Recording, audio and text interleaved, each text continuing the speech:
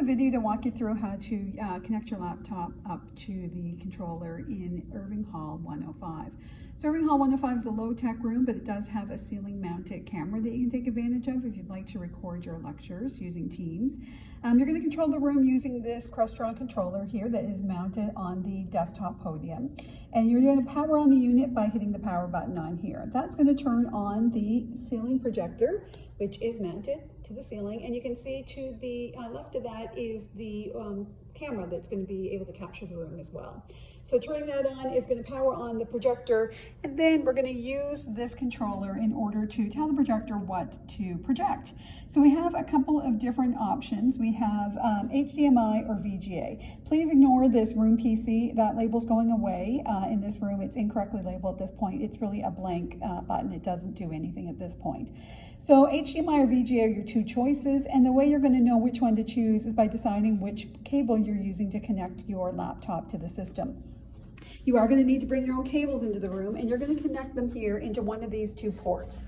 So the top port is a HDMI port, and that is what most of your new modern laptops are going to have. That's a single port that carries both audio and video information and allow it to project to the screen. So you'll plug your HDMI cable into this and into the corresponding port on your computer, and then you'll select HDMI on the console. Your other option for older laptops would be a VGA option, and these are those pinned ones that you often see. VGA only carries video, not sound, so if you are playing sound as well, you'll also need to plug in an audio cable. This looks like the headphone jack, and that's going to plug into your headphone jack on your laptop and then into this jack here as well. So that's what you're going to do, one or the other. Most likely, like I said, HDMI is going to be your choice. And then you'll come over to this console, and you'll either select the HDMI feed or the VGA feed, and that's what the projector is going to display on the screen.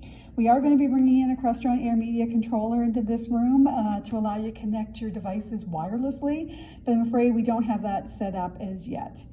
The last couple of things to see on this is you can control your volume if you're playing video here with these volume up and down buttons, or by turning the dial here to change the volume, and you can mute the volume by pressing the mute button here as well.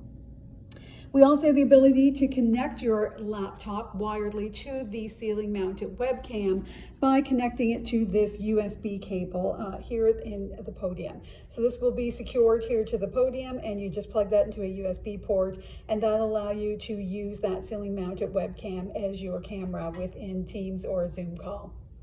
When you're all done in your meeting, you're going to unplug your cables or disconnect from the Air Media once the Air Media is installed in the room. Unfortunately, it isn't yet.